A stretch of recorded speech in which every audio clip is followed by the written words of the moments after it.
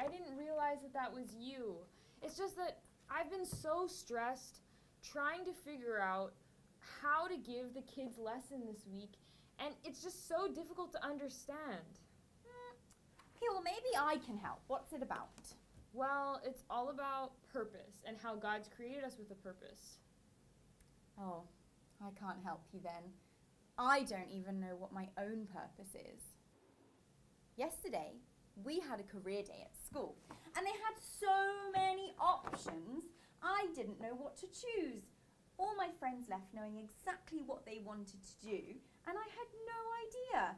I could be an animal trainer, or a lawyer, or a construction worker, or a pilot. I was really disappointed. How am I supposed to know what my purpose is?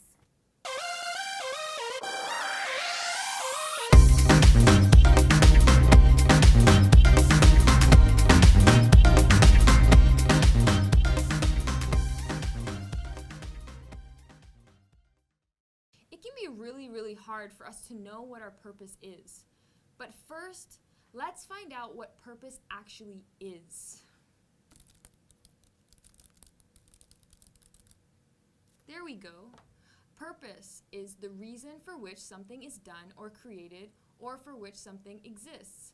Which reminds me, last week's lesson was all about us being God's masterpiece, and this week is about purpose. So we must be created by God for a reason. Well, I could have told you that. The question is, what is our purpose? All right. Why don't we look into the life of Esther? Esther was a girl in the Bible who was separated from her family and her friends. She didn't have her parents around to raise her. Wow, that must have been very hard. I can't imagine not having had a bad dream and not having my mum there to help me, or my dad there to teach me how to ride a bike. Yeah, that must have been really, really hard for her. Her uncle Mordecai took care of her, and when she grew up, the king chose her as his queen. Wow! She went from being an orphan to being a queen! Who'd have thought it? So, her purpose was to be a queen. I can do that! Not quite. You see, around this time, a man named Haman, who was working for the king, convinced him to pass a law to kill all of the Jews. But what the king didn't know was that Esther was secretly a Jew. So she's like a spy. Was that her purpose? No. When she finally told him that she was a Jew, he felt really, really bad because she's his wife and he was going to have her family and friends killed. So she convinced him to change the law back. So her purpose was to save an entire nation. Yes. But not just any nation, God's nation. That's a lot of responsibility for one person. Well, yeah, but she didn't do it alone.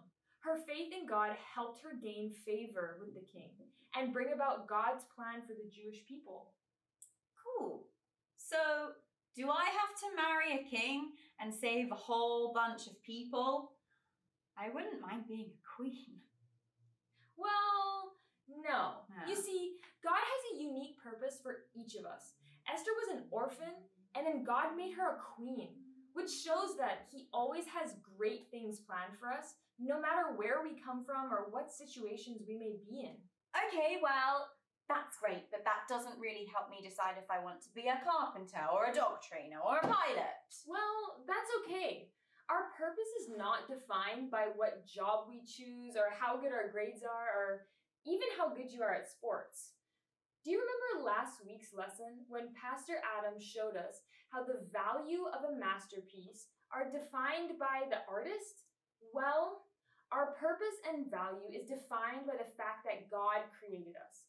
So as long as you're seeking God in everything that you do, you're fulfilling your purpose. Wow, so simple.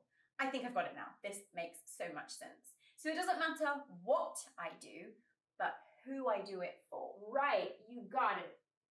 Well, kids, that's all for this week. I hope you understand what purpose is now and how you can start living out purpose in your own life. Seek God in everything that you do and know that He will always be with you. See you next week.